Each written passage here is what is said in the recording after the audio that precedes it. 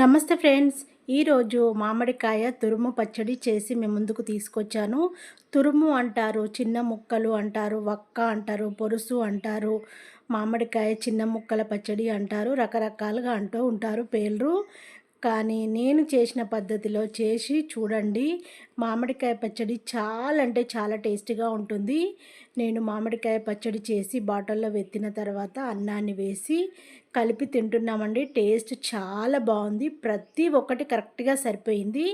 నేను 14 మామిడికాయలను తీసుకున్నాను. మామిడికాయలు ఇలా చాకుతోనే పైన పొట్టునంతా తీసాను. మామిడికాయలు పుల్లగా మంచిగా ఉన్న మామిడికాయలనే ఎంచుకోవాలి. ఏ మాత్రము మెత్తగా లేకుండా అన్నీ గట్టిగా ఫ్రెష్గా ఉన్న మామిడికాయలను తీసుకుంటేనే పచ్చడి ఎక్కువ రోజులు నిల్వగా ఉంటుంది. అన్ని మామిడికాయలను నేను చాకుతోనే పొట్టు తీసి ఇలా పక్కన పెట్టేసుకున్నాను.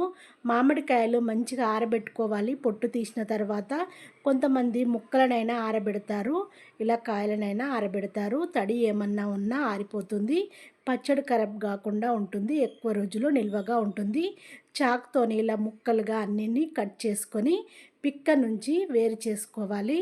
పిక్కకు ఎంతవరకు మామిడికాయ తురుము ఉంటుందో అంతవరకు కట్ చేసుకోవాలి. మామిడికాయ అదంతా కట్ చేసి ఇలా చిన్న ముక్కలుగా కట్ చేసుకోవాలి. కొంతమంది తురుముకుంటారు, కొంతమంది కట్ చేసుకుంటారు. ఇలా చిన్న చిన్నగా కట్ చేసుకొని తురుముకొని పచ్చడి పెట్టుకుంటారు. ఇది వక్క పచ్చడి అని చెప్పింది మా అమ్మ. అయితే వక్క పచ్చడి అంటున్నానండి. మా అమ్మగారు వక్క పచ్చడి అని చెప్పింది. ఇది ముక్కలుగా కట్ చేసుకొని ముక్క పచ్చడి, వక్క పచ్చడి, మామిడికాయ పొరుసు పచ్చడి, మామిడికాయ తురుము పచ్చడి అంటూ ఉంటారు. ఇలా అన్నిటిని కట్ చేసుకొని ఒక బేషన్లో వేసేసుకోవాలి. చూడండి, కట్ చేసిన తర్వాత ఎంత నీట్గా ఎంత బాగా కనిపిస్తున్నాయో. ఇవి మనము కాంట పైన వేటైనా చేసుకోవచ్చు, లేదు అంటే గిన్నెతోనైనా కొలిసి పెట్టేసుకోవచ్చు. నేను 1/2 కేజీ గిన్నెను తీసుకున్నాను. గిన్నెతోని కొలుస్తున్నాను. చూడండి, ఇలా మంచిగా గిన్నెకు ఈక్వల్గా కొలిసి ఒక గిన్నెలో వేసేసుకోవాలి. ఇప్పుడు 2 గిన్నెలు అయింది. మరొక గిన్నెను కూడా కొలిసి వేరే బేషన్లో వేసేస్తున్నాను. 3.5 గిన్నెల వరకు అయిందండి నాకు.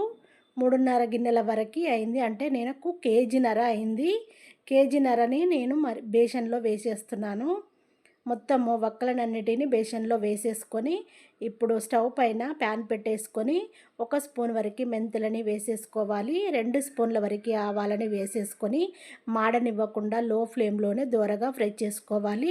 1 స్పూన్ వరకు జీలకర్రని వేసేసుకొని లో ఫ్లేమ్లోనే దోరగా వేంపుకొని ఒక ప్లేట్లో వేసేసుకోవాలి. చూడండి, ఇలా వేగిన తర్వాత కలర్ చేంజ్ అవుతుంది. కలర్ చేంజ్ అవ్వగానే ప్లేట్లో వేసేసుకొని చల్లగా చేసేసుకోవాలి. ఇప్పుడు మిక్సీ కప్పు తీసేసుకొని మనం వేంపినాం కదా ఆవాలు, జీలకర్ర, మెంతులని మిక్సీ కప్పులో వేసేసుకొని మూత పెట్టేసుకొని మెత్తగా పౌడర్ లాగా రెడీ చేసుకోవాలి. ఇలా రెడీ చేసుకొని పక్కన పెట్టేసుకొని ఒక ప్లేట్లో పోసేసుకోవాలి. ఎంత మెత్తగా అయితే అంత మెత్తగా పట్టుకోవాలి. ఇప్పుడు ప్లేట్లో వేసేసుకోవాలి. విజయపల్లిని తీసుకున్నాను. కొంతమంది విజయ శనగ ఆయిల్ అంటారు, విజయపల్లి అంటారు, ఒక్కొక్కళ్ళు ఒక్కొక్కలా అంటూ ఉంటారు. నేను విజయపల్లి అంటున్నాను. విజయపల్లిని స్టవ్ పైన ప్యాన్ పెట్టేసుకొని లీటర్ ఆయిల్ని తీసుకున్నాను. కేజీన్నరకి లీటర్ పోసాను నేను ఆయిల్ మంచిగా వేడైన తర్వాత స్టవ్ ఆఫ్ చేసేసుకొని 1 కప్పు వరకు మనము పొట్టు తీసుకున్న వెల్లిపాయలను వేసుకోవాలి. 1 స్పూన్ వరకు మెంతులని వేసేసుకోవాలి. 1 స్పూన్ వరకు ఆవాలు, 1 స్పూన్ వరకు జీలకర్రని వేసేసుకొని కావాలనుకుంటే ఎండుమిర్చిని కూడా వేసేసుకోవచ్చు. నేను వేయట్లేదు. మంచిగా వేసేసుకుంటే రెడ్గా ఫ్రై అయిన తర్వాత మనము 1 కప్పు వరకు వెల్లిపాయలను మిక్సీ పట్టేసుకొని రోలు ఉంటే కచ్చాపెచ్చగా దంచి వేసేసుకోవచ్చు. కొద్దిగా వేడి ఆయిల్లోనే వేసేసుకోవాలి. ఇప్పుడు మామిడికాయ తురుములో మనము ఏ గిన్నెతోనైతే మామిడికాయ ముక్కలను కొలిసామో అదే గిన్నెతోని మనము ఉప్పుని, కారపొడిని కొలిసి వేసేసుకోవాలి. ఆపు గిన్నె వరకు సాల్ట్ని వేసేసుకోవాలి. గల్లుప్పు ఉంటే గల్లుప్పునైనా మీరు మిక్సీ పట్టి వేసేసుకోవచ్చు, లేదు అనుకుంటే సన్న ఉప్పునైనా వాడేయచ్చు. నేను సన్న ఉప్పునే వాడుతున్నాను.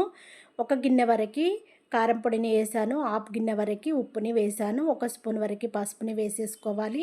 ఏ గిన్నెతోనైతే కొలిసి అన్నిటిని వేసేసుకున్నామో అదే గిన్నెతోని 1/2 గిన్నె వరకు ఆవపిండి, జీలకర్ర పిండి, మెంతుల పిండి కలిపి వేసేసుకోవాలి. ఇప్పుడు పోపునంతా వేసేసుకొని మిక్స్ అయ్యేలా కలుపుకొని మూత పెట్టాను. నేను నైట్ పూట పోపేసాను, అంతా కలిపి పచ్చడిని రెడీ చేశాను. మార్నింగ్ లేసాక మూత తీసి పచ్చడిని చూస్తే ఆయిల్ అంతా సపరేట్ అయింది కదండి. ఒక నైటే జస్ట్ నైట్ 11 వరకే నేను పచ్చడి కలిపి పెట్టాను. మళ్ళీ మార్నింగ్ 10 వరకు నేను మూత తీసి స్నానం ఇట్లా అయిపోయిన తర్వాత పచ్చడిని మళ్ళీ ఒకసారి కలిపి బాటిల్లోకి వెత్తుతున్నాను. చూడండి, ఆయిల్ అప్పుడే సపరేట్ అయిపోయింది. చాలా త్వరగానే ఊరిపోతుంది. మనకి పచ్చడి ముక్కల పచ్చడి కదండి, వక్క పచ్చడి ముక్క పచ్చడి కదా.